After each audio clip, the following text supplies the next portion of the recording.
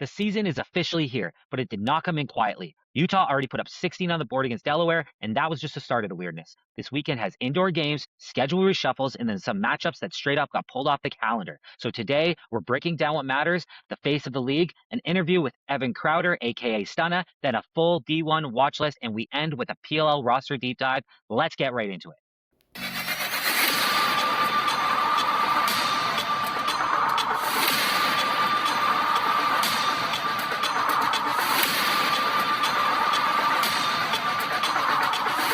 Welcome back. My name is Jake McDonald. I am Anything Lacrosse, and this is a game that never sits still. Exciting weekend, kicking off the college lacrosse season, and our boy Josh Mills is playing for Mercyhurst this weekend to start the college lacrosse season off. Let's go. So right away, leave a comment on anything you're excited about or even anything you want to see in this episode as well.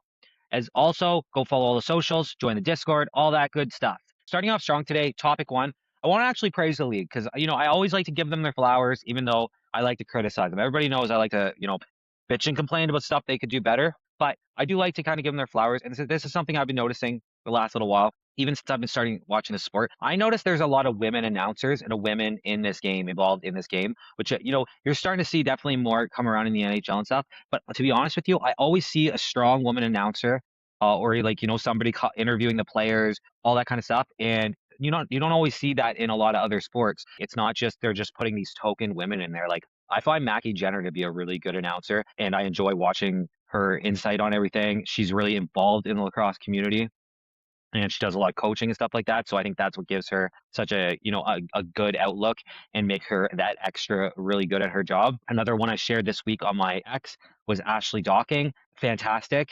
When it's her, Teddy, and Pat together. I love watching those trio. I don't know. I've seen that what I shared for her was she put it that she's an independent broadcaster. So that, she's doing good things and she's out there, but I can't believe hasn't been hired on full time because in my opinion, she's kind of like her and Mackie to me are the pinnacle for female announcing in the NLL for sure. But there's lots of other good women in here too. I just pick out these two specifically. They're, some of the bigger ones, but I do notice like other games too, they have other women there too. So it just seems like they're always incorporating women in, or at least this is new. Somebody can leave that in the comments on me. But since I've been watching, and especially this season, I've really noticed it, is they've always got a good, strong female, and they picked really good, knowledgeable females. So I want to give their flowers when they deserve them, and this is one of those times that they do. Like I said, I don't really care what gender you are as long as you're good at your job. So continue. I will roast everybody equally as well. But I think that honestly, from what I've seen, the league's done a pretty good job of getting women involved. Maybe get somebody in the actual broadcast booth a little bit more. Could be one thing. But overall, I think it's a great thing. And there's like I said, there's a certain level to knowing what you're talking about and seeing people that actually enjoy loving this game. So, I'm about to have a really next week, or I think it's next week or something, I'm going to have an interview with a really high level female player. I'm good. I want to help push this game towards women, but towards lacrosse in general. My goal is to grow the lacrosse game in general, because I think that we're just a niche sport anyway. And if the girls and guys can all grow together, great. PLL's got the WLL going this year too, for a shout out to the women there. But yeah, I just think the NLL does a great job. And I know this is a field, my field segment or whatever, but from watching the games, like just this season and just last week. So I'm excited to see if the PLL kind of is doing the same kind of push. I'm sure they are to a point, but just wanted to give the NLL the flowers. And the other thing that brought this up was that, like I said, Ashley Docking not having a full-time job yet. I guess she's still an independent broadcaster that kind of just gets brought in or whatever here and there. So I love it. I think that's great. I think that you'd be crazy, one of these places, not to jump all over her and grab her and sign her long term, get her signed in. And this is the thing, lacrosse is growing overall fan viewership numbers and stuff. So when you start seeing like Sportsnet and even TSN get a little bit, TSN's, they're going for it. But like once we get Sportsnet and some Barstool and all this other stuff on board with box lacrosse, there's going to be lots of opportunities for different people, and this is going to be growing. And like to have her as specifically Ashley Docking, to have her as your like kind of your face for women's and just even lacrosse in general wouldn't be a bad idea in my opinion. It's going to be tough to try to get some of these really high level people, and you might have missed the boat as a network. So that's just my opinion. I see things growing, but anyway, back to my full topic, because I am getting off topic, of course, as always. The NLL has done a great job with getting women involved, and even lacrosse in general. Lacrosse, the number one goal and their focus this year is going to be trying to grow that women's side of the game. There's lots of good things going on at least in my local area, that I can talk about for women's lacrosse. So I think it's growing, and I think women like Ashley and Mackie and so many others are really helping lay that foundation for these future women to get into the sport, and that it's not just a pipe dream for a lot of girls. Because honestly, there's just like me trying to break into the sports media world. There's lots of people trying to do that, and when you see somebody that is similar to you in that world, it kind of gives you it gives you hope that this isn't impossible. I think for a long time, let me get a little topic here, but I think for a long time, people thought that to break into these worlds were impossible. And what I'm learning even from doing this is really you just got to get yourself and put yourself out there. So if you're listening to this and you're wondering, oh, should I be doing content? Yes, get yourself out there and try. Or if that's your dream, right? Go fight for your dream. If that, I don't care what it is. If it's playing guitar, if it's fucking racing cars, whatever. Get out there and get involved and try to get your name out there. That's all it is. If you try, you have a chance to succeed. If you don't try, that's where you don't. So shout out to the league. Shout out to Ashley Docking and Mackie specifically, just because they're two female that I noticed since I've been watching the game. They've just done a fantastic job, and I really enjoy listening to them, listening to their insights on the game. That's it. That's my first rant of the day, first topic of this episode. Second thing I want to say too, this is another thing I'm a little late on this episode, and I know that. Like I said in the last episode, if you listen to the end, I've been contemplating like a life decision, and I had two of my kids have had birthdays in the last. They're 51 weeks apart, so they're less than a year apart, and so they have a birthday January 21st, and then a birthday January 28th. So like there's only a week in between, and we had their birthday last night. So I've just been crazy trying to get that going too. So I do apologize. This episode specifically is out late again. I'm gonna have my next episode out Monday like normal, and I'll have my Thursday episode out as well like normal next week. The second thing on the topic two. So I always do like you guys know I always do like kind of the intro stuff. Then I go through a couple topics. Topic two here this week or this episode. This is more pertaining to the NLL, but it can also be said about the college lacrosse or even the PLL, right? Because at the end of the day, I'm starting to become a PLL fan. Like I wouldn't even class myself as a PLL fan yet because I haven't watched enough of it to be that. But I'm going to start watching the PLL this year. I couldn't tell you who the biggest star in the PLL is other than Jeff Teat, and that's because I know him from the NLL and I know he just won the championship. I know some pedigrees, like Brett Dobson has a pretty good pedigree over there, obviously. Like there are a lot of players. So obviously like I know there's of some PLL players and stuff, but if you told me like who's the face of the PLL, I don't know. Jeff Teat. It would be Jeff Teat only because that's the only real like high level guy that I know that just won a championship, and he's a young guy. Now, who is the face of the NLL as well? Now, right now, college lacrosse, I would say like last season was CJ Kurse. Obviously, like, look at what he's done in the NLL this year. That's great for the growth of the game. This year, it's Joey Spallina, a big American name that's going to be coming up. It's going to come play in the NLL the following year, I'm pretty sure. Again, we're getting more Americans in this game, which is great for the growth of the game. But who is going to be that face of the league? And let me explain what the face of the league is to me, okay? First off, no matter if you're well known or not, even if you're a niche sport that nobody else knows about, there's always going to be a guy that everybody says is the best. Tavares is obviously the greatest of all time for the National Lacrosse League. That's pretty much not deniable, I don't think. There's not really arguments against that, just because look at the stats. It's the simple same thing as kind of Gretzky. I know Dane Smith is kind of going to, he could potentially break some of these. I know he's already broken some of Tavares' records. So Dane Smith, it could be that guy.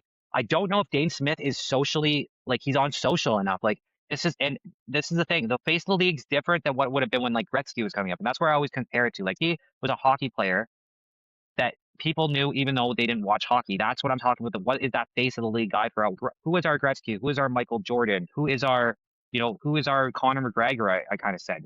Who is the guy that's going to put the sport on his kind of like when people think about it? And this is what I mean about the face of the league. Even if you're not a fan, this is what the level that I'm talking about. You close your eyes and I said to you, who do you think of when you think of soccer, right? Or football, like, European football. You close your eyes. Most of the people are going to be like Messi, Ronaldo, if you're from my generation, at least, right? I know there's more guys now, a couple more guys thrown in there maybe, but that's kind of what it was for a long time. So I would consider Messi and Ronaldo somewhat the face of soccer. Conor McGregor, the face of the UFC, the face of MMA, you could say. Boxing, you had Muhammad Ali, like more recently Jake Paul. Funny enough, when most people close their eyes and think of boxing, you think of Jake Paul, Anthony Joshua, Tyson Fury, Tay Wilder. Like there's a few of them that you could throw their name around like that. Right now, I think that kind of it's more 90s boxing. Mike Tyson is always a guy that I think of when you close your eyes and think of boxing. That goes to I could just go on and on and on. But if you took 100 people and asked them that same question,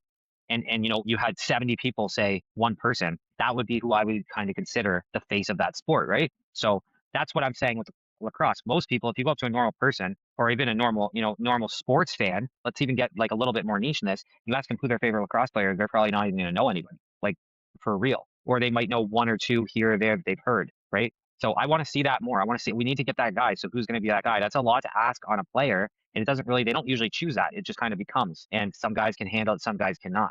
So we need a guy that can handle it. And that's why, as much as I love Dane, I just don't think he's on social media enough to be that guy. We need a guy who's going to be on social media.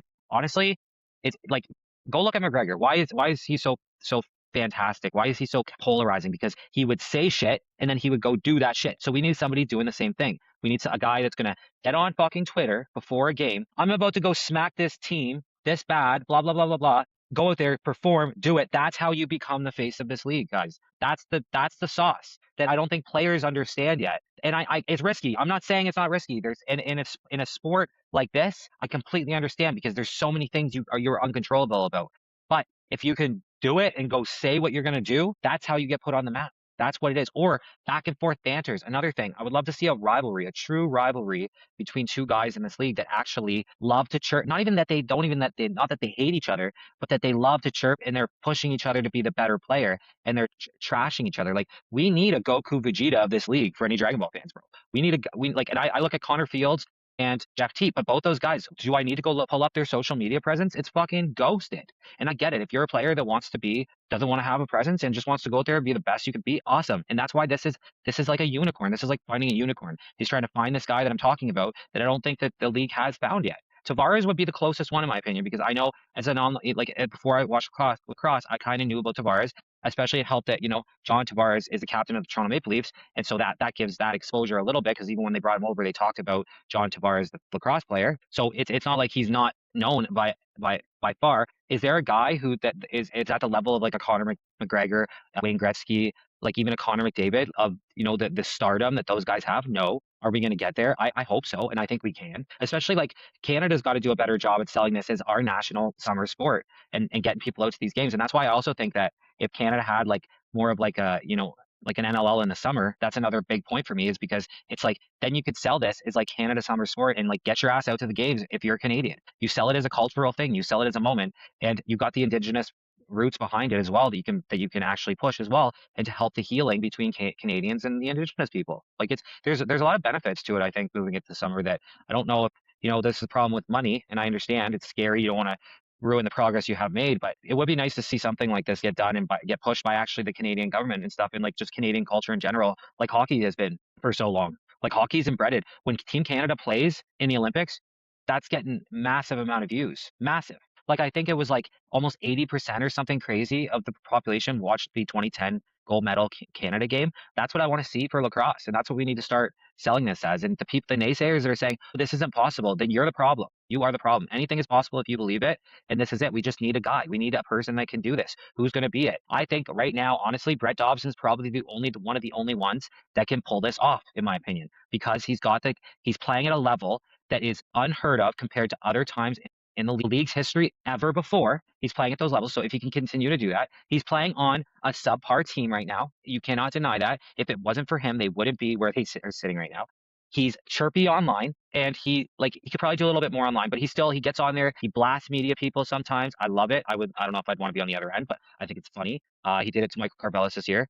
That was all settled up, right? Like it's not like he holds a grudge, I don't think, or anything, but just to do it, got it out there. I heard a lot of fans talking about that when that happened, and that's what gets buzzing, right?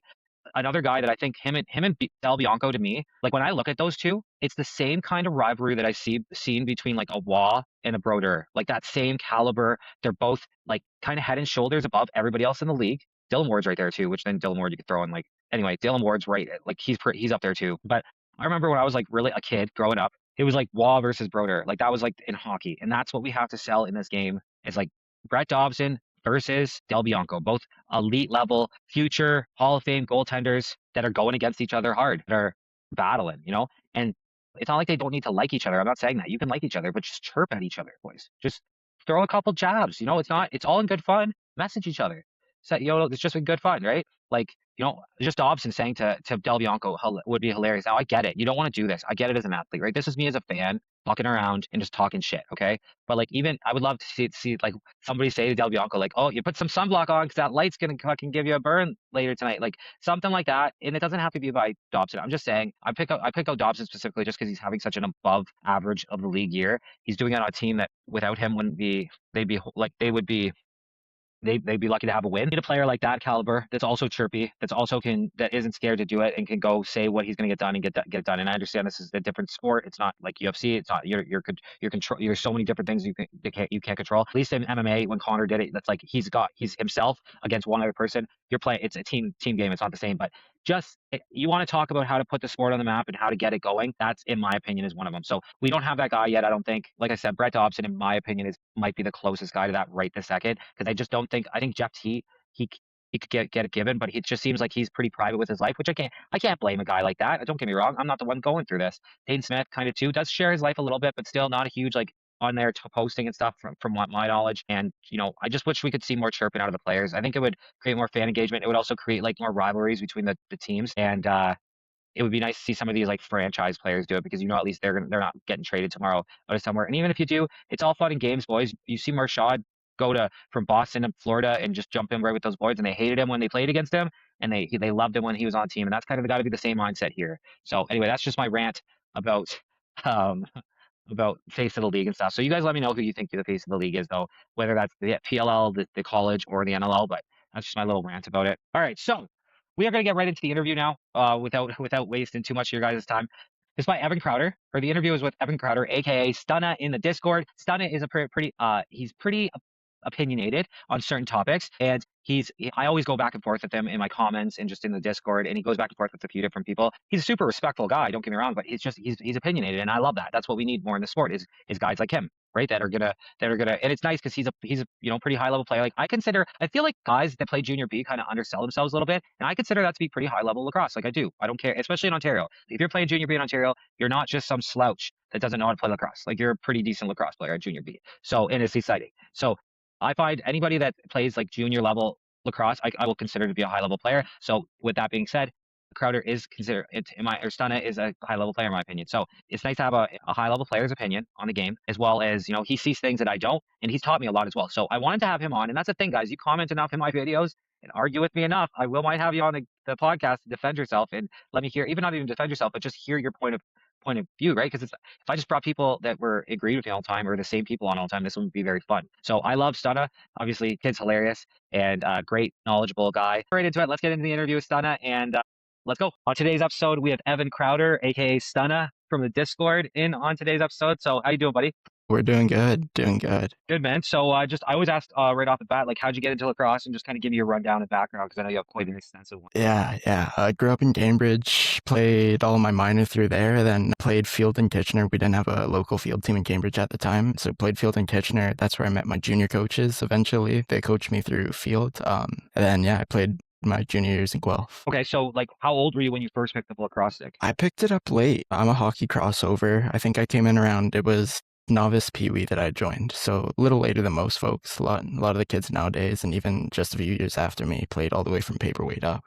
Yeah, pretty late compared to everyone else. What kind of made you decide to jump over to lacrosse? Were you just kind of trying to do both, or is it something you were just made the complete jump from hockey to lacrosse? Yeah, I was tired of spring hockey, because I kind of asked my friends, I was like, hey, what are you guys doing this summer? They're like, oh, well, if we don't play spring hockey, we're playing lacrosse. I was like, okay, cool. So went there, played about 5 years of lacrosse. And then that's when I was like, all right, I'm gonna buckle down on this. I'm not loving hockey too much anymore. I'm always looking forward to the summer season, waiting for lacrosse. So that was it was right around my second year Bantam that I would have crossed over full time and kind of gave up hockey. Now, do you find there comes a point that you do have to make that decision between like kind of focusing on one or the other?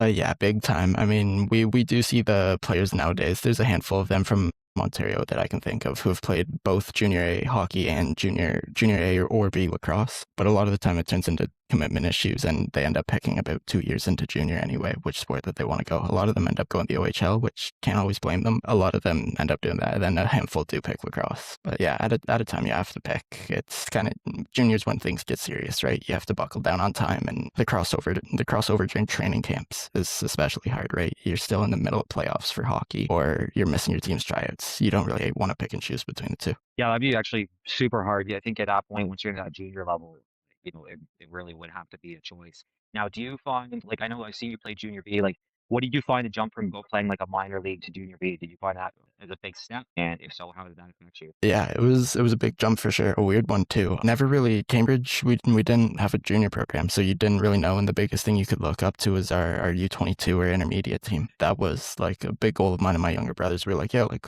my last year, I'm gonna be able to play with you guys, and you guys are gonna be able to play with me in U22. None of us had any junior aspirations at the time. We didn't really know what junior was. So, as I said, I met my junior coaches, the assistant coaches, through field lacrosse, and it was our COVID season. It was the first year back from COVID. They were just doing tournaments. It was a tournament in Wyerton. We were in the middle of fields as well. It was wrapping up, and the coaches were like, "Hey, we need bodies for a tournament. Like, it's our junior team in Guelph. Like, it's nothing super serious, but we do need bodies. Like, if you guys can come, let's do it." Handful of us ended up going out. I think there was 4 of us that went out from that field team. 2 of us ended up sticking around for at least.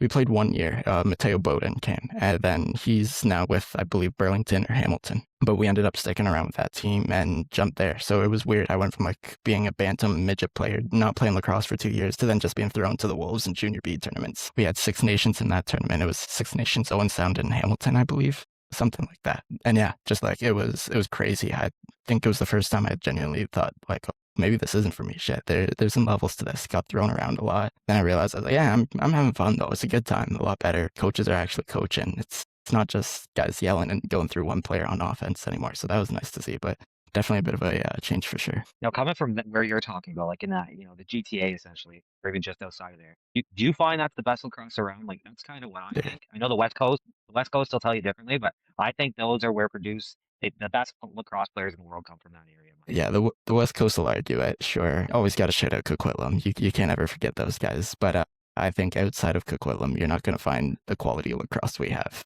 in Ontario compared to anywhere else. Yeah, I mean there is some spots definitely out there. I know I've heard the Island, like the Vancouver Island guys are pretty good, and the New Minister guys are really good too. But obviously, like I just think with that, there's such a dense population in Ontario, and with all those guys coming from the res, it just brings that extra level. So what do you find? Like who do you find kind of the hardest area to play against the guys come out of? Yeah, no, hate to say it, but we know Orangeville is always a strong team. All the way through minor, those guys produce just absolutely like high-end talent, A division every year, always qualifiers, contenders. Yeah, they're a gritty area. You wouldn't think a small town like them puts out a crazy amount of athletes, but it's unreal the amount of athletes that come out of Orangeville for lacrosse. I've noticed recently as well, St. Catharines. St. Catharines play some gritty lacrosse. They're not always the most talented guys, but they're pretty tough guys, man. And they play a rough style. Our best junior playoff series was against them. It was my first year. I missed out. I had a broken hand, unfortunately. We went game 5 with them, and every game was within a goal other than one game. And our defense was beat up by the end of it. Our offense was beat up by the end of it, and same with their team.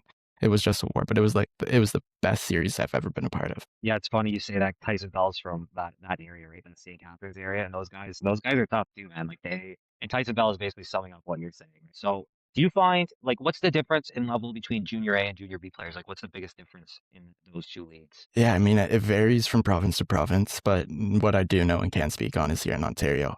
A lot of the times you'll find some really high end talent in Junior B that you can see them on the floor and question, like, hey, why isn't this guy playing A? Sometimes those guys just don't want to commit. They don't want to be there. They don't want to leave their hometowns, right? They don't want to be driving from Peterborough down to Kitchener, whatever it may be. So a lot of them will just say, like, whatever, I'm going to stick it out with my home team and B. A lot of the Laura boys do it, although we've seen them going off to their Junior A teams now. But it's a thin line at the high end of it, but then at the bottom you really notice like, okay, this team's probably pushing it. They probably don't deserve to be here. But the high end teams, the Alloras, the Orangevilles, the St. Catharines, the Owen Sounds, Six Nations, like those guys, they look and play like Junior A teams, and you could throw them in about any other province's Junior A leagues, and I bet you they're going to dominate. But yeah, no, absolutely. Especially like out west in Ontario, have it down in the East Coast here. Like I don't, we're still super small. Like we get pretty Yeah. destroyed by the tournaments most times, but we'll see how as time goes on. Um, do you find what would you say is more important even at the junior B level? Do you find it's more speed and skill or more having size and that, that aggressiveness? Yeah, in junior B, that's where we kind of the junior A guys separate themselves. Their rules kind of push the pace of the game. We're still a little behind in junior B. We don't have the 8 second count for transition, whereas every other league does. So we are a slower league in a sense of we don't transition as fast as most other leagues. So you'll see the bigger guys get away with being slower, taking their time in transition, right? That's really the big difference. Is we're meaner and bigger is what you'll see a lot of the time. Not that our A league is small by any means. Still some big boys out there. So what would you recommend for like a younger player trying to start to move towards that and that want to play in these junior A, junior B leagues? What would you recommend they try to work on? Yeah, I mean, if you're from a center like me where you're able to go get your permission to run and go try out for as many teams as you want, go get to runs. Go play as many runs as you can, man. Get your name out there. Team will see you. But when you're on the floor, be vocal. So that's a lot of things that we see nowadays as our rookies. We have to teach them coming into the room, like, hey, talk out there. If you're on the crease, let them know. Because us D guys, we hate having our hips blown out. Talk to us if you're down low. If you're up high, let us know, hey, I got to switch this, and we'll switch with you, right? You got to be vocal if you're a D guy, and a lot of guys kind of seem timid, I guess is the word I'd use, coming into junior. They're afraid to make the wrong call, whereas if any talk is good talk, as we like to say. Is there a point that even you as a defensive player, like is there a point that you decided or that you kind of realize like, hey, this is where I'm really good at and this is where I can play at a better level? Yeah. It was after my first year of junior there in the tournament when we played in Wyerton. It was weird. I'd used to be in my co-partner and kind of the best name I can throw out there for my age class in town is Elijah Edwards. Him and I were on the same minor team for years and years, so it was a lot of two-man play from us. And then I wasn't really good on offense though. I was just kind of able to put up points. We were in a C division league, right? We're playing a lot of mediocre teams, so you can get away with that two-man play with someone like Elijah who's fast and gets down the floor. It's a long pass and easy assists. So in your mind, you kind of think, oh, I might be all right on offense. But then no, I got to junior and I realized, no, like I love stopping the ball. It's a lot better. I was a goalie in hockey, so I kind of had that mentality in me already.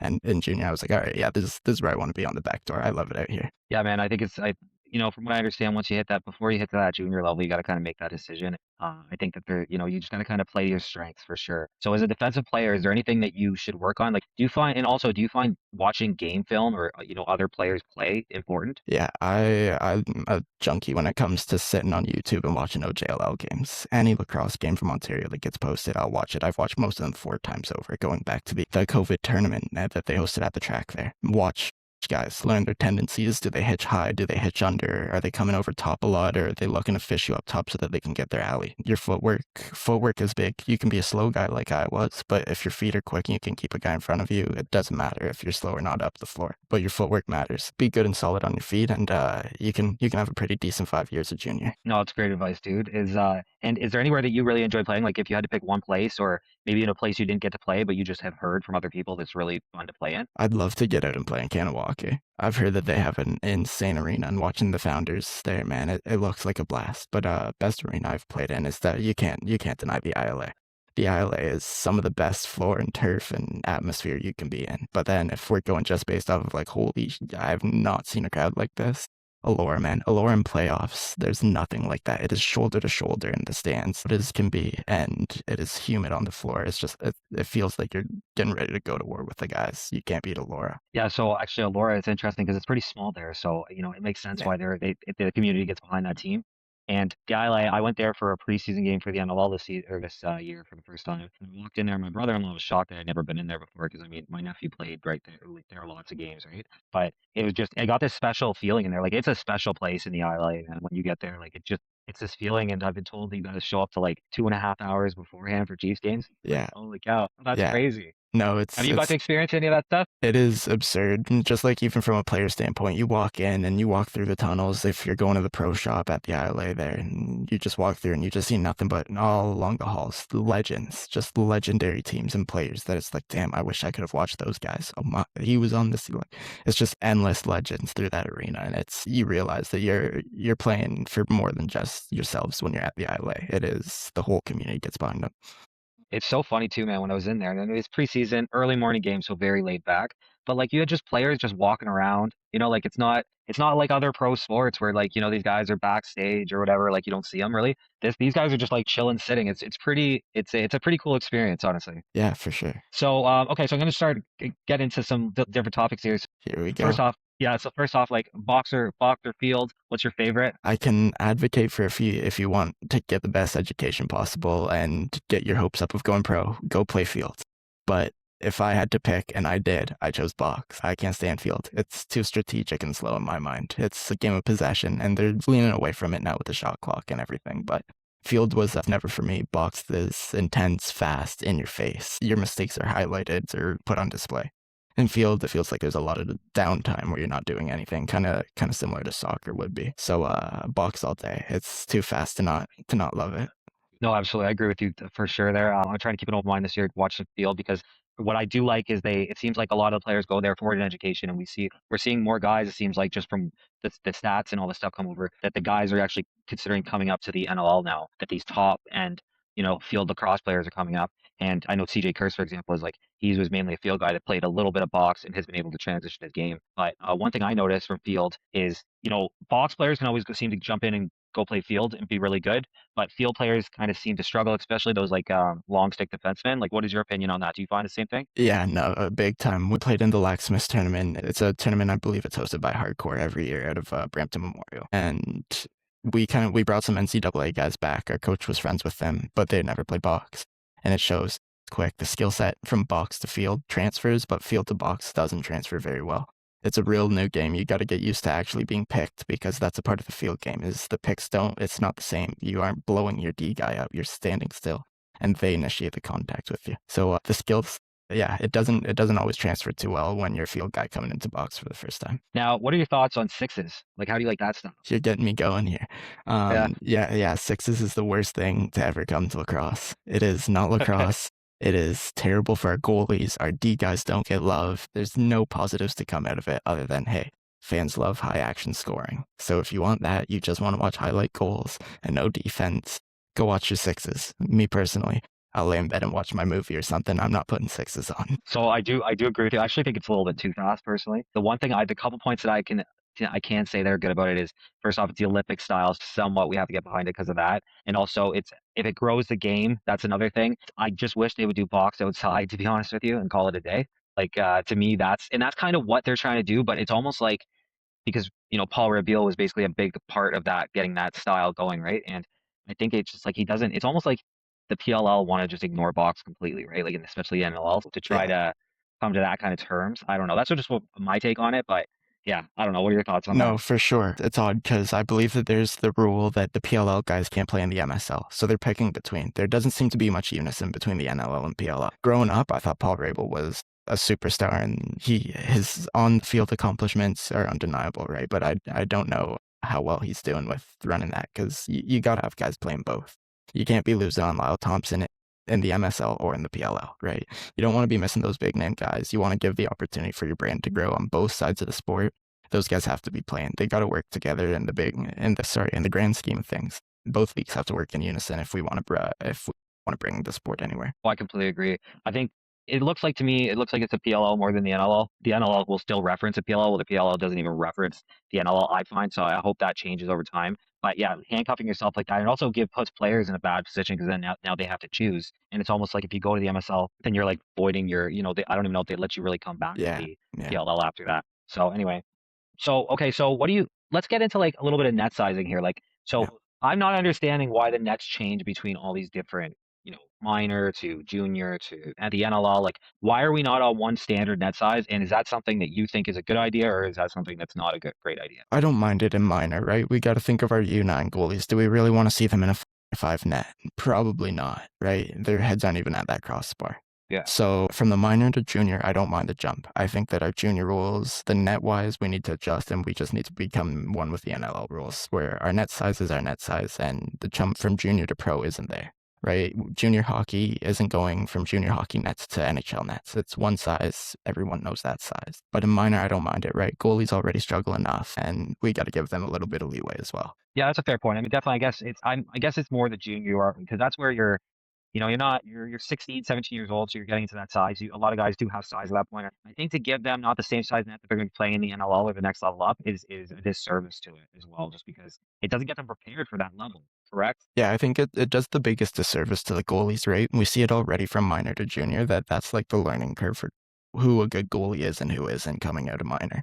A lot of times you'll see a goalie who was just able to fill all the minor net go to junior and he has to move now and they don't look so hot anymore. So you got to be able to, our goalies they shouldn't have to adjust 3 times. They shouldn't have to adjust from minor to junior, then junior to pro. And then even the same is like summer league too. Summer league has, I don't know if their nets are different, but I know they're like sticks. There's a big thing with their sticks are different sizes. Yeah, every age group has different size stick regulations, which is odd as well. Yeah, I just like I mean like even just from like even just summer league to the NLL, you think that they would get on the same page? Is there not like kind of even an association or like a board or a committee that kind of all these different lacrosse groups could sit on and decide on these things together? You'd hope so, but I think that we're all kind of working differently here. We see it in just our junior leagues, where even our junior leagues aren't under all the same rules. What's your thoughts on like the arena league? I honestly haven't never been a part of it. I'm not too aware with it. I know that the junior ALL, my brother played for Six Nations there, and he enjoyed himself. He had a great time. Nothing bad to say about it. But I've never played it, and I never had much interest really. But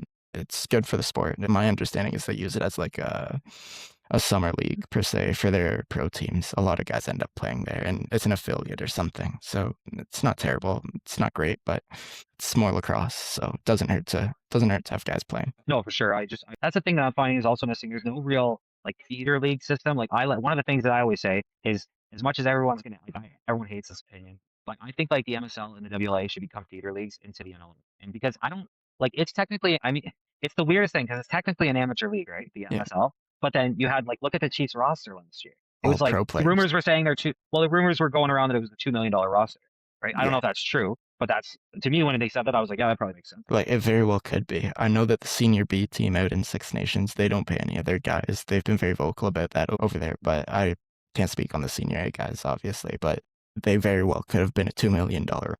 But I agree. We need a feeder league of some sort. The NBA has the G League. The soccer leagues all have their academy teams. Which other leagues? The NHL, they have the AHL, right? Like every big name league has their feeder league where talent can come up through there, right? You can be the late bloomer who developed a really good game at 26, but you weren't ready at 18, 19, 20 when you got drafted, right? It's a good place for guys to grow who can develop, right? It adds more players onto a roster. It does good for the teams in the end. No, absolutely. I mean, I understand we do have like senior B and stuff, so it's not as big of a deal because we do technically that's a feeder league for senior A.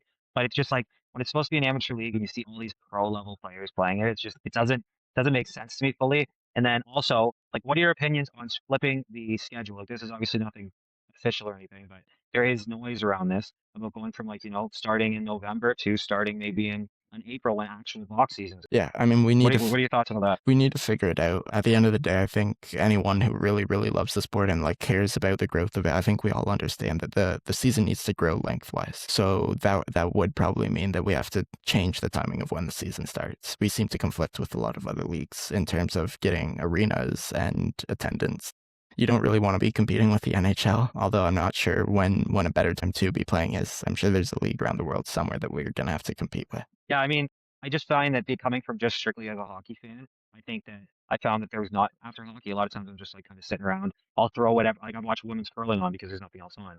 If the NLL was on or if, like lacrosse was on, right? I knew about it. I would watch that. Do you think that we should be moving towards that? And I know this league says it's not making money a lot of the times, or a lot of teams aren't. So why not try something different? Yeah, I mean, shake it up. What's the worst that can happen? We get to watch more lacrosse. You get to be on more TV. It's needed, is the best way to put it. That we need to figure something out. We need to shake the league up, draws, and put yourself in a good time slot to where people are going to be able to watch you. There's not any big league playoffs going on and other stuff. So at some point, they're going to have to move the season start or the season end. I'd probably start the season when playoff hockey is ending, right? Yep. The NHL finals can start that week. Obviously, there's no set in stone time there, but if you start that week, the super hardcore fans can watch the first 5 games of the season, or not even, it's 1 week because we're on an odd scheduling where we have weekend games. We'd be able to play through that week probably, and the hardcore fans can go to the first games, and the ones who are just kind of there because they love the sport but don't really care to get too involved, they can go watch their NHL playoffs, and then that's done. What can I watch? Lacrosse season's right there. No, absolutely. I think even starting even at that second, third round of the playoffs, and then trying to get in on nights that the NHL's not playing anymore, because that's when fans are really looking for something, and you can hook them. So I definitely agree with that. Yeah. What would you? I know the NLL is definitely moving in the right direction, but is there anything that you would recommend they try to do to increase viewership, increase attendance, especially in these, Ottawa comes to mind, Saskatchewan, Rochester. Like there's a few teams there that really got to get their attendance numbers up. Yeah, I mean, I'm an advocate for get more players in. There's a lot of players who sit out every year. Let's make the rosters a little bit bigger, make our practice squads a little bit bigger. That way we can bring these NCAA guys in, draft them high, and then be like, hey, we know that you haven't played box, but if you've shown interest before going into the draft, we draft you. You can come play for our practice squad for a couple of years, right? And then 2 years, you've got 2 years of box practice under pros. Hey, we're ready to throw you in the roster. Or they can be phenomenal guys like CJ Kurse has been, like Brennan O'Neill has been. Throw them right into the Wolves, and they seem to do well. I think roster sizes is a really big restriction on us. We seem to not be able to carry all the talent that we have. Yeah, no, I think, and see, that's the thing. And I think that a lot of people say, if we give produce more teams and stuff, there's not the talent's not there. But I kind of disagree. I think there's a lot of talent that isn't being utilized. Like even I think of Christian Watts, for example, like that guy is really good, has size, out there, like dedicated. And I think that he could make a roster, and he's just kind of sitting on a top practice roster where I think, obviously he gets in here and there, but really, I think he's just one example. There's so many examples of those guys. Yeah, yeah, for sure. And now, is there anybody that you're kind of, you watch, or you're looking at coming up, like even in junior or even in that college level? Man, I'm a big fan of Brad Cree's game. Brad Cree was super sweet. Loved watching him. Callum Rogers, also a great guy to watch. Being from the GTA, right? And we've watched a lot of Toronto Rock games, but those guys were awesome. For me as a D guy, I love to watch them. But in junior, there's really not many guys that I had looked up to. As I said, I didn't really know junior was a thing, so I wasn't watching it growing up. What about like even now though? Do you find, is there anybody that that's gonna be playing in junior this year that you think is gonna be kind of that next, or that's gonna make that next level jump into the NLL eventually? Well, there's so many guys. Depending on what happens with the lore here and if they come up into junior A and if they get their guys back, a lot of those guys, there's a lot of those Allure boys that are going to be big names soon. Sure, I'm blanking on many more, but there's definitely a lot of talent coming out of the OJLL in the next couple of years. Oh, the players just seem to keep getting better. Even I was just watching a little bit of college stuff from a little kind of training camp they did this week, and they said these kids are doing stuff that pros 15 years ago they weren't even doing, and now these kids are doing this stuff. It's wild Yeah. so much. Yeah, the skill set of everyone seems to be at hyper speed on acceleration. Everyone is growing so fast in the sport, and it's hard to name three to five guys. Like you've got to have like a 20 name long list of the guys to watch right now. Well, I know this year and even next year are kind of like these two amazing draft years, especially 27. I'm a big fan of Trey Deer. There's a lot of rumors going on around him right now, but like I've been claiming that he's kind of the next guy. After I watched the Minto Cup, I just found that even though his team didn't win, they were just double, triple teaming him, and he was still out there making super good play, like making plays like that. He looked like, honestly, to me, he looked like watching like Lyle Thompson play. And then there obviously Molosky as well was just an amazing player on the other side. But is there anybody from that Minto Cup team or even that Minto Cup tournament that you find is going to really make an impact in the NLL? Man, Carter Ron is a dog out there. As I brought up earlier, Elijah Edwards. Elijah's also a dog out the D door. Those two guys are crazy good guys from Orangeville. Gotta show love to Joey Spallina. I know I said I don't love his game, but gotta show love to him. His numbers, you can't deny numbers like that. Those two are big ones. A big sleeper named Dante Bowen, another one Bowie Horseman. Like, this is all Orangeville guys from the 03s and who are just like they're going to be dominant players who could all be drafted in the top 3. Do you find when Orangeville specifically, like it's obviously they've created or they produce so many good players. Do you find it's management? Do you find it's coaching, or is it just their pedigree that players want to play for them? The pedigree and you just know what to expect from Orangeville. The coaching's going to be elite. The management's going to be there. You're going to have elite teammates around you. You're not going to be a 3-man crew on offense and 3 strong D guys. You know that it's going to be 8 strong players on each side of the floor. And you know that your scratches are damn good and could probably start on any other team as well. So you're being pushed and iron sharpens iron. So you know every practice matters, every rep matters, every shift matters. And guys just are drawn to that if they're not from there. And if they are from there, it's been iron sharpening iron since the age of 4. So they're pretty damn good once they get there. And how much are these guys in these level, like in the junior level, practicing? Is this an everyday thing, or do these guys take it seriously to also take their rest? I mean, I'm sure we have a stick in our hand every day. Like, I know me and my brothers, if we didn't have practice and we got home from school, hey, let's go spend 15 minutes throwing a ball around in the backyard. Shoot, our brother's a goalie, so me and my other brother, we'd shoot on him, right? You definitely have your hand on a stick every single day, but in terms of practice, team practices depends on how busy your week is, right? If you have a 4-game week or a 3-game week, you're practicing twice, if that, and if you're definitely scheduled for your 2 practices. But one might be a helmet and gloves where you're really just going through system work and a little bit of cardio. You're not practicing a whole lot. It's 2 to 3 practices a week because we do play 2 to 3 games a week as well. What do you think do you think 3 games is kind of the magic number for games per week for players without where they're still they're not overworking their bodies essentially?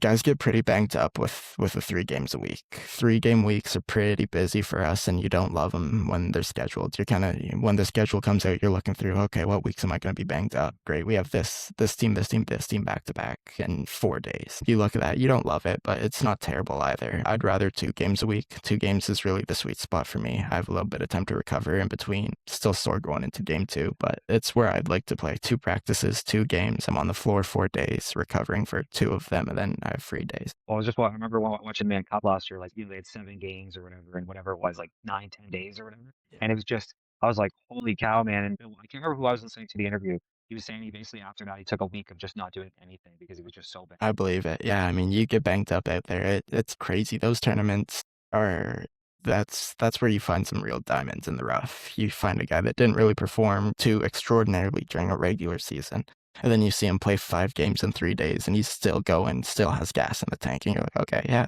that's impressive, man. Now, like even Frankie in that one, Frankie being a little bit older, playing like that amount is pretty impressive. But out of your brothers, like you and your brothers, like you're done playing, right? You're not playing this year. Yeah, no, I aged out last year. Okay. Now, are you going to play any senior or anything like that, or are you looking into coaching? I'm gonna look into doing some minor coaching. Yeah, I've always wanted to get into that. Senior's not in the cards for me right now. Last year I missed the entire season due to some shin splints. Sucks. And Yeah. injuries get the best of you, but yeah, haven't really ran much outside of just some basic training. Haven't done sprints or anything. So I think the shins are out of commission, so coaching's what I'm looking at. Dude, I'm a massage therapist, and shin splints are one of the most like painful things people have to go through. Like if you've never experienced them, you don't understand. They're really bad. Like runners are really prone to them. Right? So obviously, like lacrosse is super prone to them. Now, speaking of that, like what do you find guys injure the most in lacrosse? Obviously, like ligament injuries and stuff like that. But is there anything you find that's really noticeable? Occasional concussion from high hit.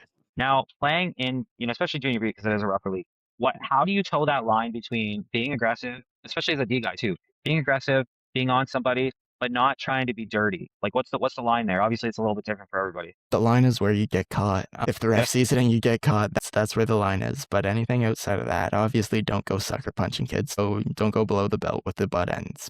Basically anything outside of that, if you're fair game. Do you think guys ever intentionally go out there to hurt somebody, or do you think they're just trying to make a big hit or something that might, take somebody out temporarily? But do you find guys are intentionally going out there to hurt anybody? They're not going out there to ruin someone's career and get them off the floor forever. But yeah, there's the time or two where you'll say, this kid, he needs to be put on his ass here. And you make it happen as a D guy. There's 3 or 4 guys that I've played alongside in junior who they don't go out looking to hurt people, but they go out looking to bang bodies. And it doesn't matter who it is. If you're in the way, they're dropping you. Is there like kind of, if you have a really high caliber player, offensive player, is there kind of like an unwritten rule in these leagues not to touch him, like, or you're going to get kind of dealt with? I mean, as a D guy, it trickles in the back of your mind, right? Hey, if I go out looking for a big hit on this guy, I might have to answer, but a lot of us D guys don't mind answering. I never had to. I don't go out there looking for the drama. I like drawing my penalties. I'll talk my shit, and you guys can come get a penalty for slashing or whatever it is. I don't care. But yeah, you see it. Now, what about like the crowds? Because like I even just seen last year in the Man Cup that big scrap in the crowd. I had Lax Tilly on, so I got to hear a lot of that stuff. My nephew, him, I mean, he's a little wild guy too. They had like a huge, all the parents were scrapping in the hallway one time. What do you find that's kind of just part of the culture in lacrosse? I mean, you don't love to see it, especially at the minor games, but once you get to junior, yeah, tempers can boil over. Don't love seeing it, don't hate seeing it. I'll scroll, like it, and get a good laugh out of it, but we try and not bring it to the sport. Obviously, we're in a position where we're trying to grow and get ourselves in the spotlight.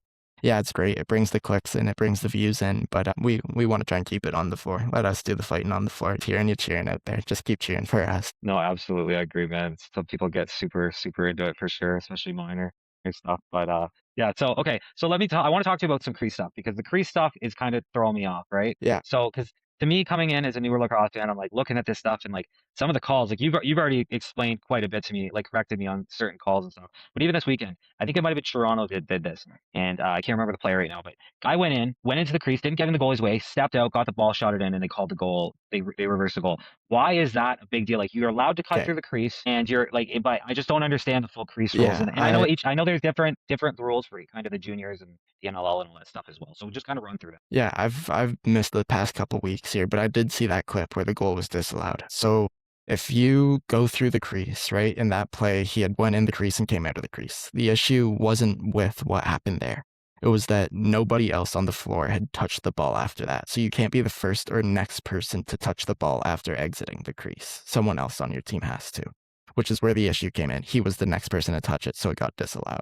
No, I understand why I get disallowed, but I just don't understand the rule itself. Like it doesn't make any sense to me because if it's not impeding the goalie, then why can't you? Why can't Yeah, that one's an odd one to me. I've never understood it either. It's just kind of one of the ones where you go, okay, well, this is how it works. This is what the call is, and I can't question it. Definitely, I don't hate it, right? It stops players from doing that where they end up in the crease and then they just step out and fish one back in.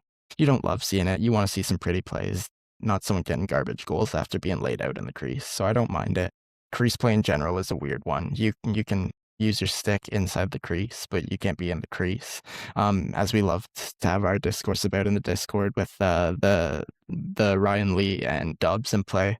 That yeah? one is Yeah, I want to talk about that one for sure. we don't love seeing goalies get blown up, but to an extent, your crease is big enough. Don't go stepping too far out of it, or you're gonna get hit. Like to me though, like in that play, like he didn't. I looked at it and like a bunch of times, and it didn't look like he was outside the crease. Like, and I just think that if the goalie gets hit in the crease, it should be players like fault or whatever. And if the goalie is outside the crease, that's a different conversation. But in the crease, I just think for goalie safety and stuff, even like that, I know that these goalies are tough; they can take it. Don't get me wrong, and I don't even think they're really complaining about it. But that one specifically, I was like, this guy just fucking drove. Like Lee drove through Dobson, takes him right out, and then I can't remember. I was knocked and picked it up and scored it. And it was like, how did that count? Like I was Yeah, just like blown away. And it took me back to like I don't know if you've ever played NHL games, but like NHL '06, there's a play where you can like slap the puck and it hit the goalie in the head and they fall over and then you can pick it up and just score. It kind of reminded me of that. It was just kind of funny. yeah. No, that play I watched it as well.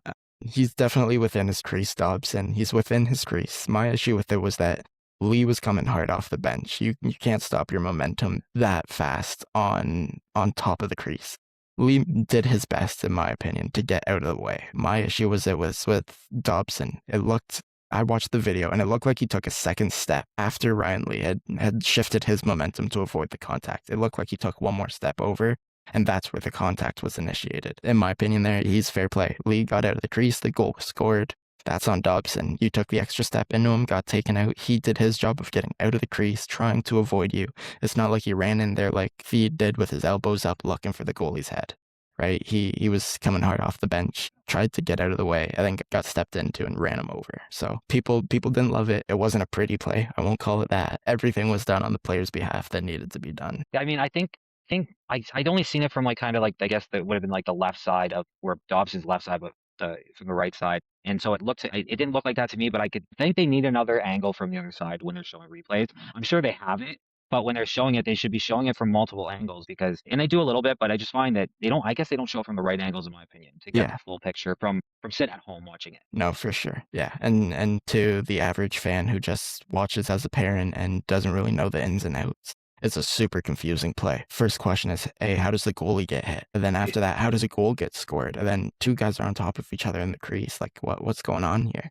It's one that people are gonna have questions on it. And if you don't know the rules, it's very easy to get confused and lost in all of it. And like, what do you think about the feed trade? Because that to me, I was like, honestly, that one took me. I did not expect to see that coming. Came as a surprise.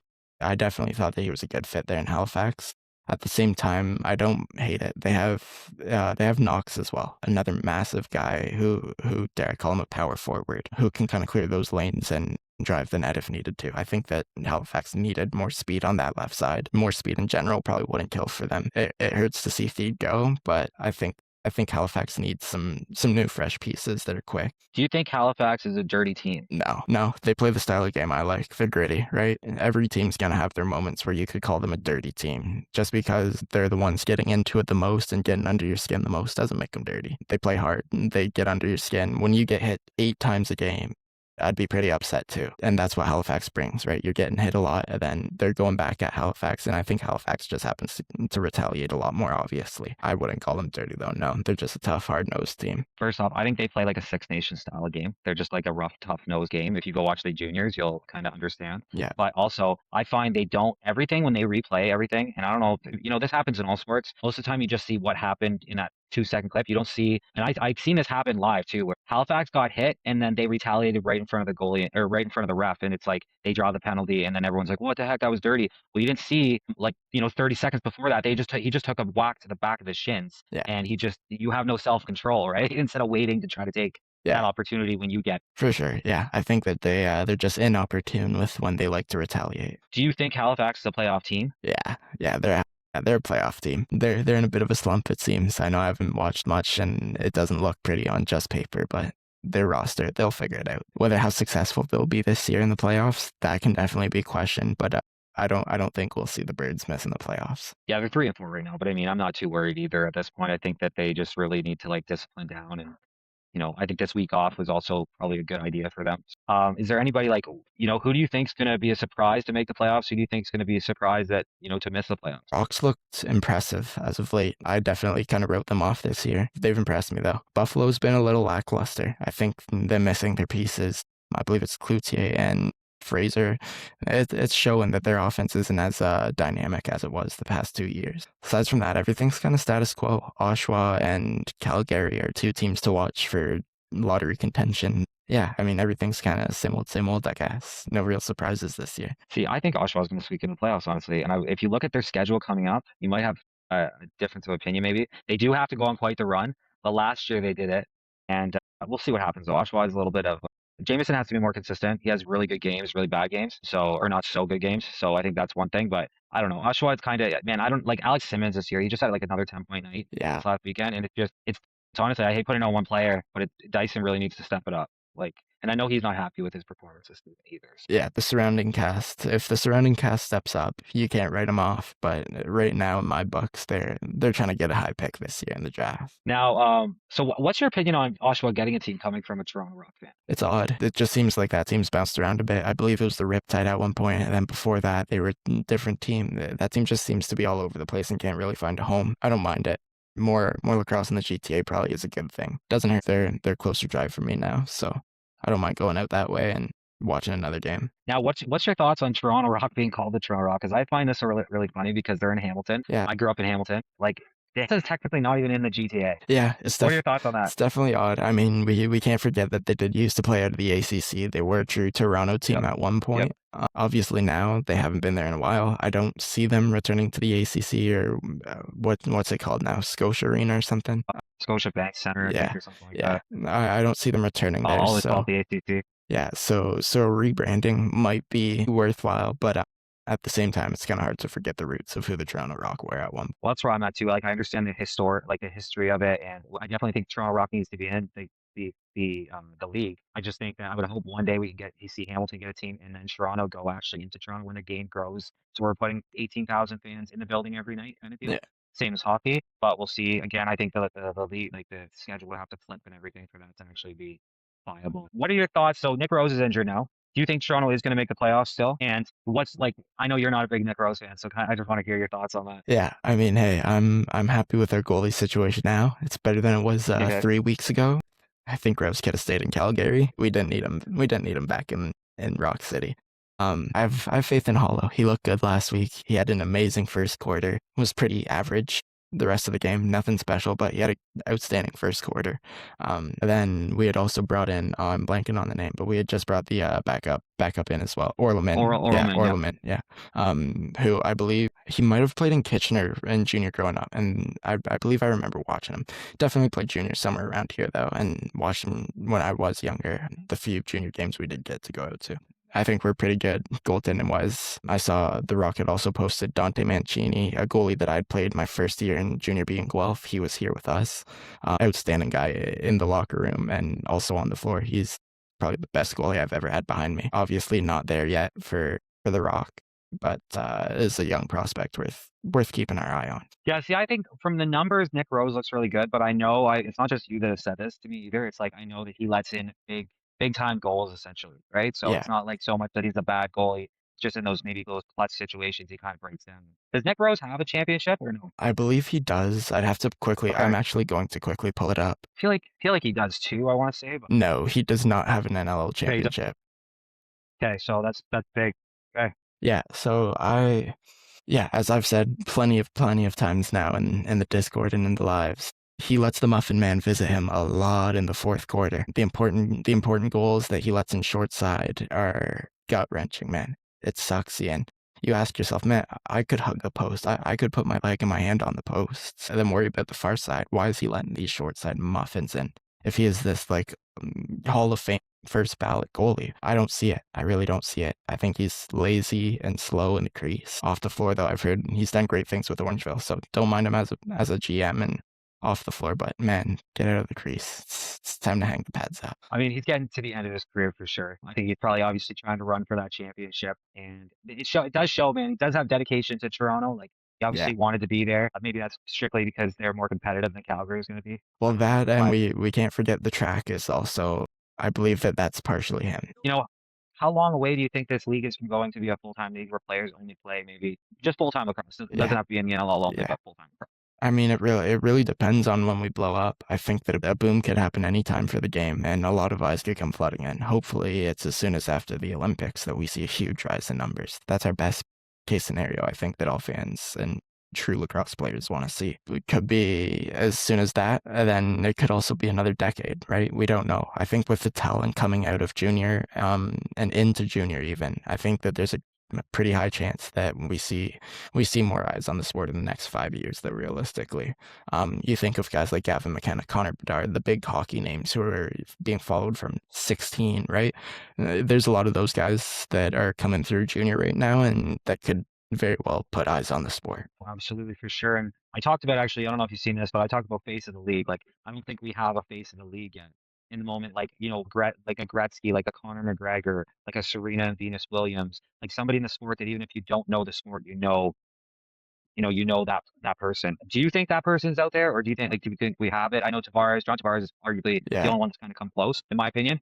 But what are your thoughts on that? And is there a Yeah. guy that can take the reins, maybe? Yeah, I think that to the hardcore fans, that's a bit of a wild take. But then again, to the casual fan, which I think you're kind of talking about more, it's not a crazy take, right? You can't just look at a roster sheet and be like, "Oh, well, who's that guy?" And well, I know him though. But then to the more hardcore fans, as I commented on the video, Gary Gate, legend. As you said, John Tavares, legend. But then if we want to talk modern era guys, Schreiber, I know he's not playing right now for the Rocker anymore, I believe, but Schreiber is someone who is a really, really good name and could have done it. Dane Smith, I think, is probably the leader right now in terms of who that guy could be, though. I think he's an amazing player and has the talent to really be the face of the league. Yeah. Yeah, so I actually after I said that with Dane Smith, I thought he was like 36, not 33. So he's a bit younger than I thought he was. And I mean, he does have that personality, and I think he's got the potential to do it. I know Tavares. I only say Tavares, and I was talking to the casual fans about that more, not like the hardcore. That's why all these other players I don't really consider. I know as a non-lacrosse fan, I kind of had heard about John Tavares because he was just that much better than everybody else in his sport, right? So that's kind of where we're at now. I don't know. The other thing is it looked like to me, honestly, that we have like a Broder Waugh situation in like Del Bianco, Brett Yeah. Dobson right now that is great selling point. I think that you need to get like I think if T was on a different team, you could easily sell it. Like if he was on that, like if he was in Buffalo, I think it would be a completely different thing, right? Yeah. Yeah. Or like Rochester or like somewhere that in a massive market, maybe even Calgary. But I think we need to like really sell these rivalries between certain players, especially like I love the Dobson. and I even said this, Dobson might be that guy because Dobson's on social media stirring things up. Yeah, yeah, for sure. Yeah, we've got to sell it somehow, right? Like a lot of guys, unless you've been there in Hamilton or in Toronto. During playoffs, Banditland like floods our arenas, right? Like it's a rivalry there. You want to show that like the same way when Montreal floods Toronto's arena, that's everywhere. I see videos on it the next day of was this the ACC or the gonna looking to bang some bodies. I wish we had players that would get behind this too, because they're going to be the ones that really pioneer this. They need to kind of start talking shit to each other online and just publicly doing it as much. And even if set it up between each other, like I don't give a shit if it's scripted. Like just like Connor Fields, get on X and just trash talk Jeff T. And like, somebody that's going to respond. You know what I mean? Like Alex Simmons, trash talk him. He's going to respond to you. Brett Dobson. If you get that more, you're gonna get that like public notice and get those things flowing, I think. So definitely think the league needs to do more, but I do think the players need to kind of get on social media and start trying to push this. That's just my opinion as a fan, though, as a Yeah. comic fan. No, I mean, hey, as I said, if it brings us to the sport in a good way, I'm all for it. And a little bit of trash talk doesn't hurt. If even just a snowball off of that, let's get some mic'd up going. We have a lot of good mic'd up hockey moments, and we like to talk on the floor. So even if it's not online, get a mic on a guy's jersey. Throw one on Tyson Bell's jersey. Let's see how that game goes, right? Throw one on, yeah. Even like going and following around with camera, it doesn't have to be all the time, but you could pop in there every couple of weeks and do like a little interview and like go over game footage with them, and or like just like show what happened throughout their like season, and follow like four of these guys who you think could be kind of the face of the league. I always think of that F1 series because I know I have about three buddies that never watched F1 before they did that drive to succeed or whatever, that series. So if we could get the same thing going with the NLL and try to get that out there, I know there is something along those lines, but more into like where they're doing interviews and they're doing like talking them throughout the season, and hopefully get to see that win the championship, lose the championship, all that kind of stuff. Yeah, man. So just one more quick question for you, and then I'll get you out of here. So, yeah, out of your brothers, like first off, who do you think is like kind of got the most talent, and where are they going to be playing this year? Like, where should I be checking them out? Yeah, no. Graham's gonna be spending his time with Detroit Mercy University next year for field. Box, I believe that he is going to be in Kitchener Waterloo Junior A, and then Griffin is in Burlington Junior A. Obviously rosters are always possible to move around. You never know where you're really gonna end up, even if you're gonna be moved halfway through the year. Yeah, that's where they're gonna be. Graham really specializes. He's a goalie, so he loves fields. He's off at Kiski right now. It's not too big on field either, but he just finished up his season with the University of Laurier, so playing field there as well. Oh, awesome, man. Yeah, no, I know. I heard Kitchener is supposed to be the team this year. That's what kind of heard through the grapevine. Yeah, I heard they're loading up. Is that true? both of their teams that they're on are Burlington more sneakily is kind of making their push. I don't think it's being talked about as much. I think Burlington's got a pretty decent squad. But then Kitchener, I've seen it since I was coming into junior, the '03 or '05, sorry, that they drafted the year after I was in the league. They've had them for 5 years now. They've drafted a lot of their talent that they have. I think it was like 6 first rounders that they drafted that year. Reese DeCiccio, Owen Martin, we can go down the list, but they have at least 4 in-house guys that they've had their 5 years. And they're ready for their push. Yeah, I think this year is the year for them to do it. Yeah, they've got to figure out a goalie situation maybe, but once they do that, I think all the stars are aligned. Oh, no, awesome, man. I'll definitely keep an eye out for those guys. Well, thanks for being on, man. I really appreciate you giving me the time, and Yeah, thanks for having keep me, sending man. me keep giving me the advice, because I know my takes. I try to do good takes, but I definitely have lots to learn. So Yeah, for sure. We do our best to help grow the game. yeah, man. All right, I'll talk to you later, buddy. Yeah. All right, so that's the interview with Stunna. Thank you for being on here. Evan's a great guy. Obviously, a lot of insight, a lot of different topics. He has, like you said, he's got some opinions on Toronto. Big Toronto fan, obviously. He's got some, going through some of the Crease stuff with him was really good. I like, because it is confusing to me as a new fan for that. So he's a great guy, great player. Brothers play, obviously. I think he's probably their biggest fan, and just great to have anybody on here that wants to give me the time to give you guys, the listeners, some value, but also just even letting me pick their brain, like bounce talking points off them or my ideas off them. I really enjoy and appreciate people's times for that, because I am, at the end of the day, just a big fan of this sport, a newer fan of this sport still. And I'm not always right as much as I like to believe I am. So I'm not always right. I should try to look at facts and logic and just change my opinions based on that. So sometimes I will have an opinion and then it will change. So I am. I don't know if a lot of people are great at that. I try to be adaptable. So with that being said, thank you, Stunna, for being on. Sure, we will keep arguing in the Discord and in the comments section, because I'm sure there'll be more we'll disagree on, buddy. So great kid though, great guy, man. All right, so let's get right into the college stuff. Now, this was a wild, wacky weekend. Obviously, this is up a little bit late. It's going to be post Saturday, so a lot of these games are probably going to be already over, close to being over by the time this is out.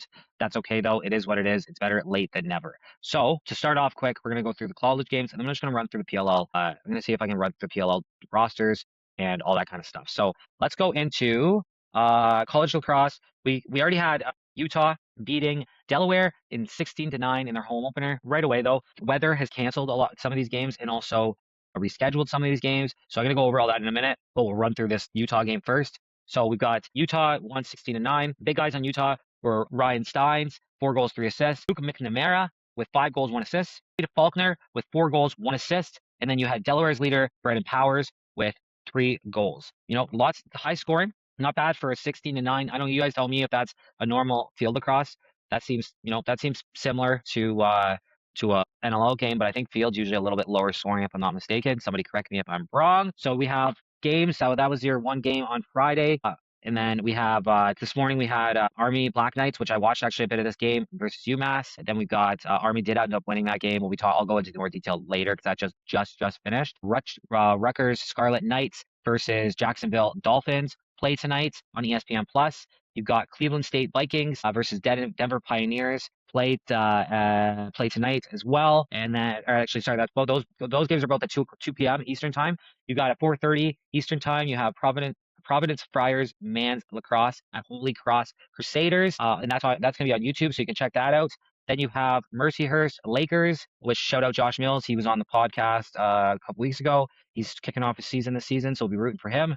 And then we got the Michigan Wolverines, so pretty big game for them to start the season. It's going to be interesting to see how they end up making it out. Then we've got Mondays. So these are some makeup games. Robert Morris Colonials versus John Hopkins Blue Jays. That's been rescheduled to Monday. And as well as Ballermine Knights versus Duke Blue Devils has also been rescheduled and moved fields as well. So it's weather, boys. I don't think this usually happens, but I'm glad that they're at least figuring some of this stuff out. You've also got some games that got canceled. So a couple games that were canceled, though, were Navy Middleship versus High Point Panthers canceled, not expected to be rescheduled.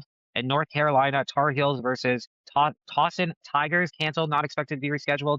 And then St. Joseph's Hawks versus the NJIT Highlanders is canceled as well. And then Maryland Terrapins versus Richmond Spiders are postponed for a later date. Georgetown Hoyas versus Loyola Maryland Greyhounds moved to Tuesday, March 17th. Robert Morris Colonials versus John Hopkins Blue Jays moved to Monday. We already talked about that one. And then you have the Mount St. Mary's Mountaineers versus the Queen Royals postponed. No makeup game announced yet, but those might be announced as time goes on. So we'll see. Just keep an eye out for that, guys, and I'll try to keep you posted as much as I can. There you have it, guys. There's your college lacrosse update for the week. Hopefully that was good. Again, there's not too much to talk about yet because there hasn't been much games played.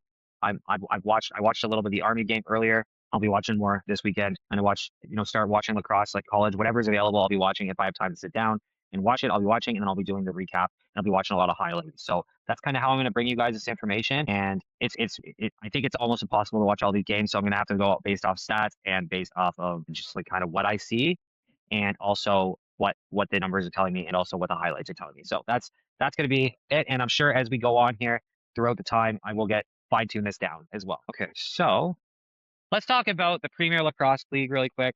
I said this a lot on my last podcast. I love the site on this thing. Like it's so good. Let's see if they've updated their So what we're going to quickly do we're doing this podcast, and I'm going to run through each team and just run through the rosters that are on the site. Okay, so if something's wrong, please let me know. I'm going to take this for what it is, and this is kind of what the teams are going to be shaping up like. And I'm sure. Well, let's go look at the player movement here. Let's go see what there's. So let's go movement. Oh, okay. So last update on the movement here was 12/18. Yeah, so last update on their movement, like their transaction page here. So I'm just on the site. I'm gonna flip through the site with you guys here, but just as a thing that the transactions has not been updated since December 18th. So we're gonna go into. Okay, I'll give you guys a timeline. Actually, this is cool. They got the timeline up here. Let's run through some of this quick. So free agency. Free agency is a status afforded to players who are able to negotiate a contract with any club. A player will become eligible for free agency when the player's existing contract expires. If the player is not on his club's active roster for at least 30% or more of eligible games, and the player must remain with his club for more than 50% of the season, the player is not considered eligible while on the injury list, family or medical leave list. So 30% threshold. Players who did not meet 30% threshold in 2024 were Colby Bars, Zach Bendito, Eli Fisher, Zach Van Overbeek, Carter Bartlett, Mike Robinson, Matt Note, Sean Olexo, Ron John, Alex Simmons, Michael Boehm, Thomas McConvey, and Petey Lasala. And the difference between waivers and free agency. Waivers periods are for players who have been released prior to contract expiration. If a player is claimed on waivers, he will stay on contract. He will stay on his contract. He'll stay on his current contract length and compensation. If a player clears waivers, that player becomes a free agent and is able to negotiate a contract with any club. Their contract is terminated and a new contract with updated terms will be issued upon an agreement being reached. So timeline, February 28th, 2025. I'm going to give you kind of the last year's timeline because again, they haven't updated the site yet. So February 18th, 2025 at 12 p.m. Open discussion period begins. Coaches may contact players whose previous contracts are due to expire. March 3rd, 2026 at 12 p.m. First off-season free agency period opens. March 3rd, 2025 at 12 p.m. Eastern Time. First off-season waiver period opens. April 1st, 2025. Deadline for players who were not on their club's active roster for 30% or more eligible games to sign with a different club. College draft date is it's always to be determined still. So post-college draft rosters expand 25 to 30 man rosters ahead of training camp, and then a lot of this stuff is still to be determined. And then you got 2 weeks before training camp. You have the second off-season free agent period closes, and then on 2 weeks before training camp, also the second season waiver period closes. So there you go, guys. So just quick rundown on how the PLL works. What I'm gonna do is I'm gonna go through each roster. I'm gonna kind of pick out guys that I know just to kind of show you guys, because like even let's go back there for a minute. The Boston Cannons on their main page. Like all this stuff is still, they haven't really updated their site yet. Okay, I can go over. So you know what I'm gonna do this week, because I don't really want to go through the rosters unless they're kind of updated. So let's go over. I'm gonna pick.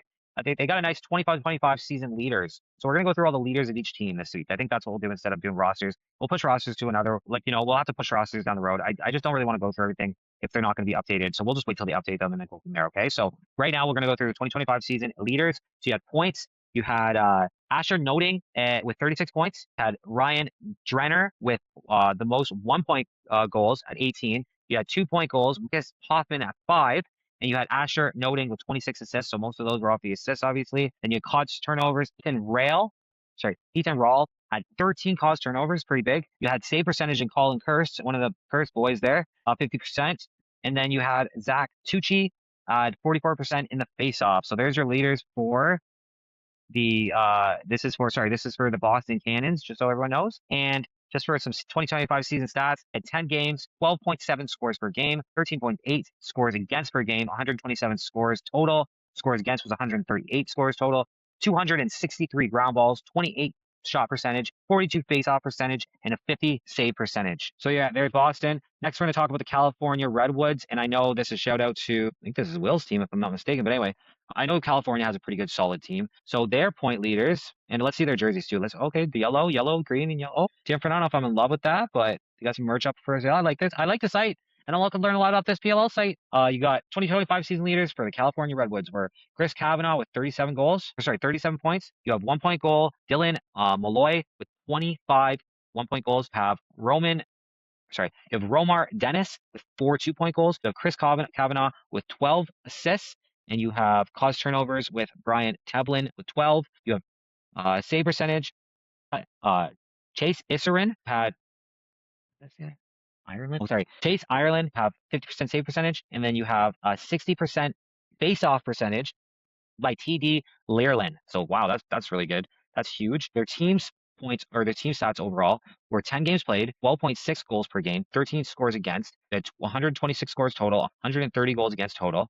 340 ground balls, 26 shooting percentage, a 57% face-off percentage, and you had 50 save percentage. So, okay. I really want to comment if this is good yet, because I don't really know if it's good or not. I'm just kind of running through this stuff with you. I'm learning as I go with you guys as well.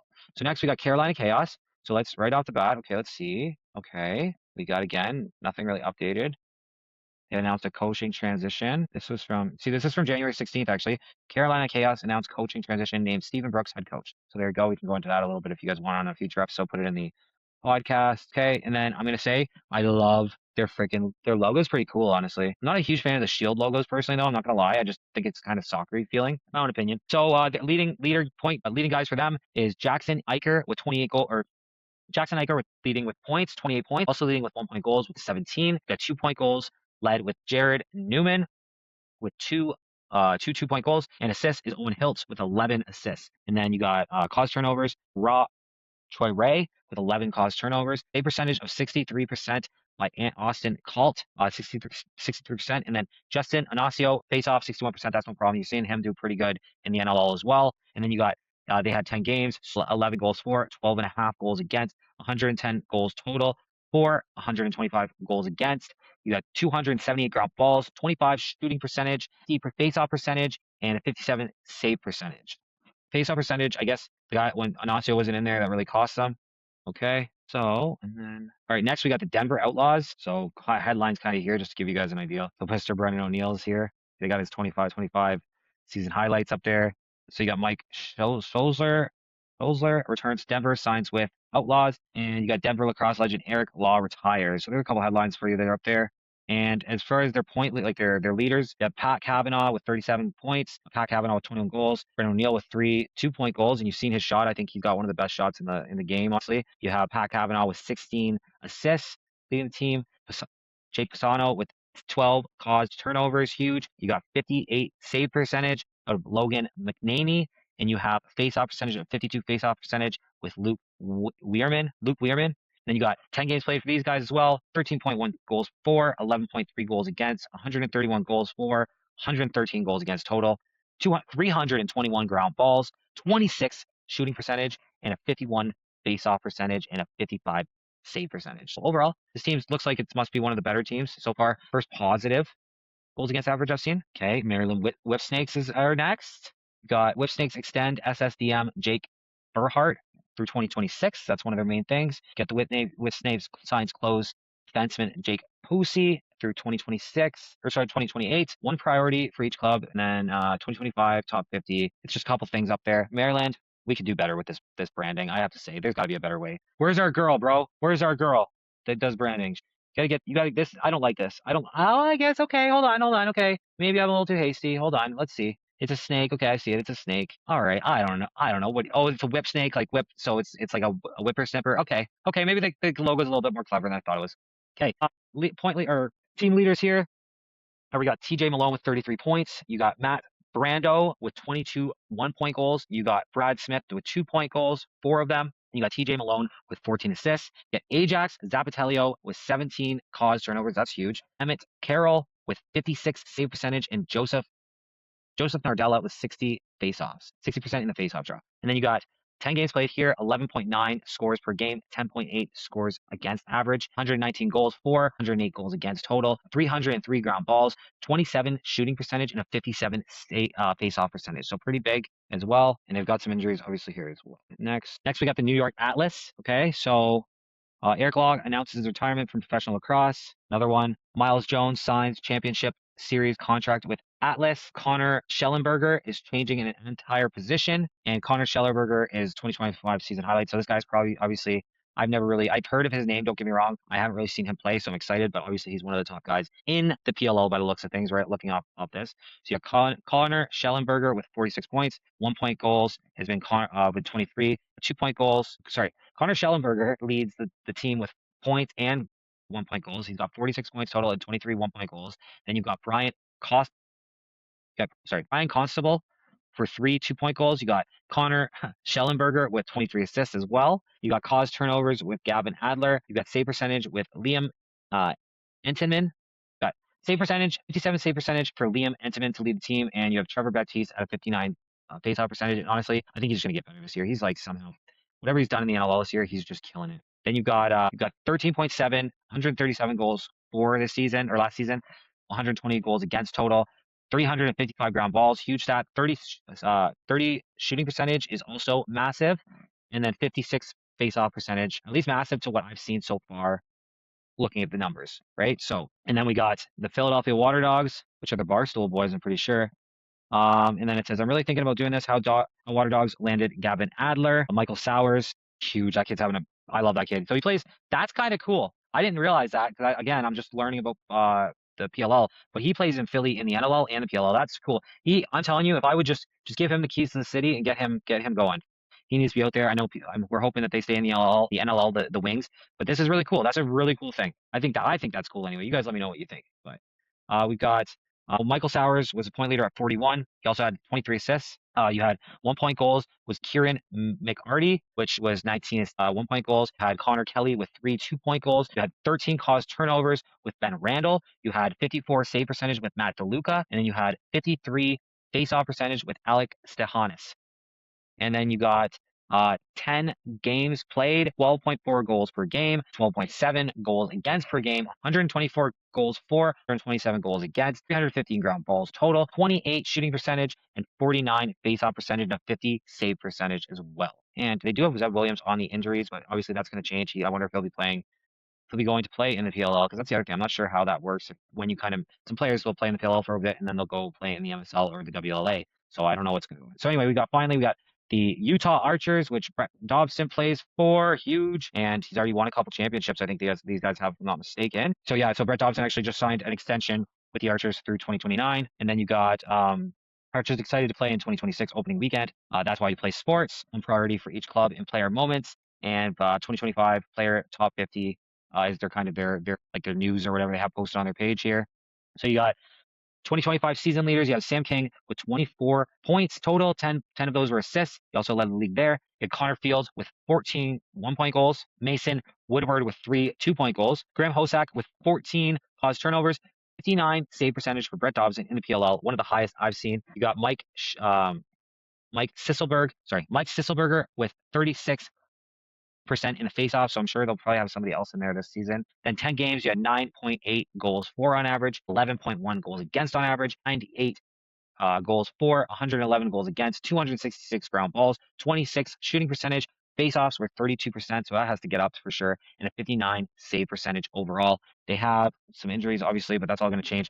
But what I'm noticing, honestly, just quickly running through these teams, is that most of these teams don't have a positive goal differential. I think it was like 5 or 6 teams didn't have a positive goal differential, which is insane to me. Just sitting back and not like just starting to follow the sport right now. So yeah, with that being said, that's pretty wild. So that's crazy. So yeah, put in the comments if you want, like, what do you want me to go over in the PLL, because I'm pretty open to whatever. I just kind of run through it. I don't want to do the rosters like I said. I was planning on it, but as I was looking through them, like they have a bunch of stuff that doesn't even look like it's moves. We went through the point leaders and the kind of just a team total last year to give everybody an idea. Like I said, that's kind of what I noticed from it, was that a lot of teams don't have a positive goal differential. That's just a normal thing in the NLL. I don't know, or in the PLL. But anyway, there you have it. Sorry about the late. Again, sorry about the lateness. Thank you for Evan coming on and doing an interview. That was awesome as well. And we'll just keep pumping, guys. I'm going to do one of these. This will be back on Thursday. I promise you. I'll give you my word this time. Thursday morning, this podcast will be out, the field side of it. Monday, we'll be dropping my episode for my normal box episode. And I'm just going to keep bringing on a high-level player that I'm going to be jumping on with in a few minutes here to do an interview with. I can't wait for you guys to see it as well. So again, thanks, Evan, for coming on. Thank you for all for listening. I love you guys all. As always, my name is Jake McDonald. I'm Anything LACrosse, in this game that never sits still. You guys have a good night. We'll talk to you soon.